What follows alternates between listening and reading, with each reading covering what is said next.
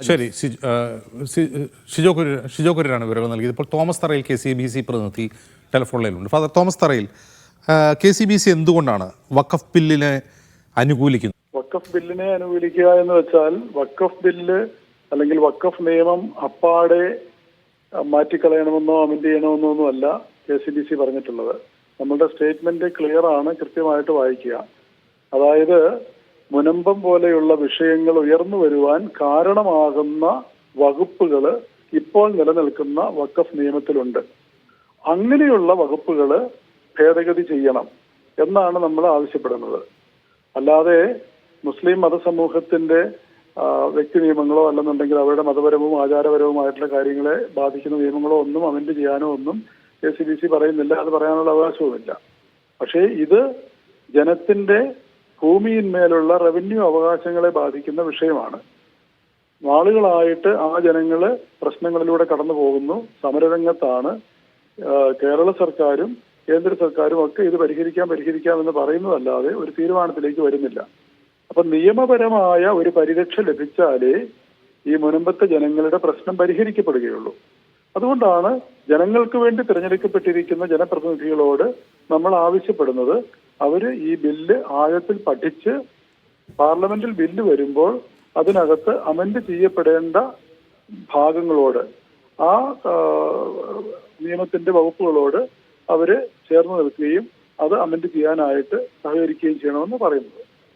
Father Thomas, ഈ മുനമ്പം വിഷയം ഒറ്റ കാരണം കൊണ്ടാണോ ഈ വഖഫ് ബില്ല് പഠിച്ച് അതിൽ നിയമപരിരക്ഷ ലഭ്യമാകുന്ന വിധം ആ ബില്ല് ഭേദഗതി ചെയ്യണമെന്ന് അങ്ങ് ആവശ്യപ്പെടുന്നത്?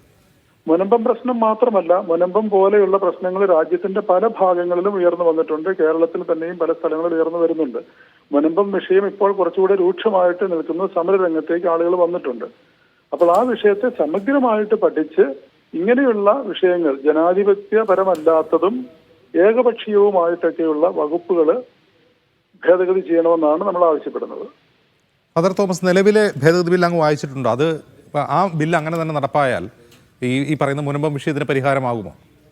ബില്ല് നമ്മളുടെ ആദ്യ കയ്യിലേക്ക് വന്നിട്ടില്ലല്ലോ. JPC-യിലേക്ക് വന്നത് അവിടെ നിന്നൊക്കെ കിട്ടുന്നുള്ളതല്ലാതെ നമുക്ക് പൂർണ്ണമായിട്ട് അത് പാർലമെന്റിൽ വന്ന് പബ്ലിഷ് ചെയ്താലേ നമുക്കറിയാൻ പറ്റുള്ളൂ. നമുക്ക് ലഭ്യമായിട്ടുള്ള വിവരങ്ങളുടെ അടിസ്ഥാനത്തിലാണ് നമ്മളിപ്പോൾ പ്രതികരിക്കുന്നത്. ഫാദർ തോമസ്, ഒരു കാര്യം കൂടി ചോദിച്ചോട്ടെ. മുനമ്പം വിഷയം ഒരു ഭൂമി തർക്ക കേസാണ്. അതായത് അത് വഖഫ് ഭൂമി ആയാലും വഖഫ് ഭൂമി അല്ലെങ്കിലും അതിൽ നിലവിൽ താമസിക്കുന്ന ഈ സാധാരണക്കാരായ മനുഷ്യർക്ക് ആ ഭൂമിയിലെ ക്ലെയിം ചെയ്യാൻ കഴിയുമോ? കാരണം അതൊരു ഒന്നുകിൽ വഖഫ് ഭൂമി അല്ലെങ്കിൽ അത് സംഭാവന നൽകിയ ഭൂമി. സംഭാവന നൽകിയ ഭൂമിയാണെങ്കിൽ തിരിച്ചു വേണമെന്ന് ആവശ്യപ്പെട്ട് അത് നൽകിയ ആളുകളുടെ കുടുംബാംഗങ്ങളും കോടതിയിലാണ്. അപ്പോൾ ഈ വഖഫ് ഭേദഗതിയിലൂടെ എങ്ങനെയാണ് മുനമ്പം വിഷയം പരിഹരിക്കുക?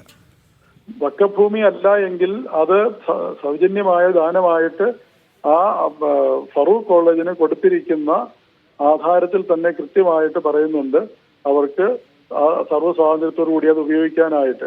ആ വിദ്യാഭ്യാസ പ്രവർത്തനങ്ങൾക്ക് വേണ്ടി അത് ഉപയോഗിക്കണമെന്നേ ഉള്ളൂ. ആ വിദ്യാഭ്യാസ പ്രവർത്തനങ്ങൾക്ക് വേണ്ടിയാണ് ഫറൂഖ് കോളേജ് ഈ ഭൂമി വിറ്റിരിക്കുന്നത്. അപ്പോൾ അവർക്ക് ദാനമായിട്ട് കിട്ടിയ ഭൂമി വിൽക്കാനുള്ള അവകാശം അവർക്കുണ്ടായിരുന്നു. അങ്ങനെ അവർ ആ ഭൂമി വിറ്റ് പണം കൊടുത്ത് ഈ ഭൂമി വാങ്ങുകയും ഇവര് എല്ലാ തരത്തിലും ഇവിടെ രാജ്യത്ത് നിലനിൽക്കുന്ന എല്ലാ നിയമങ്ങളും പാലിച്ചുകൊണ്ട് ഈ ജനങ്ങള് ഭൂമി വാങ്ങി അവര് പേരിൽ ചേർത്ത് തണ്ടപ്പേര് പിടിച്ച് കരമൊടുക്കി ജീവിക്കുന്ന സ്ഥലമാണത്. അപ്പം ഈ വഖഫിന്റെ ഈ വകുപ്പാണ് ഏതെങ്കിലും ഒരു ഭൂമി വഖഫ് ഭൂമിയാണെന്ന് ചിന്തിക്കാൻ കാരണമുണ്ടെങ്കിൽ വഖഫ് ബോർഡിന് അത് വഖഫ് ഭൂമിയാണെന്ന് പ്രഖ്യാപിക്കാം എന്നുള്ള വകുപ്പാണ് വാസ്തവത്തിൽ ഇവിടെ പ്രശ്നമായിരിക്കുന്നത്. അപ്പൊ അങ്ങനെയുള്ള വകുപ്പുകളാണ് ഭേദഗതി ചെയ്യണമെന്ന് നമ്മൾ ആവശ്യപ്പെടുന്നത്. ശരി, നന്ദി ഫാദർ തോമസ് തറയിൽ ഈ വാർത്തയോട് പ്രതികരിച്ചത്.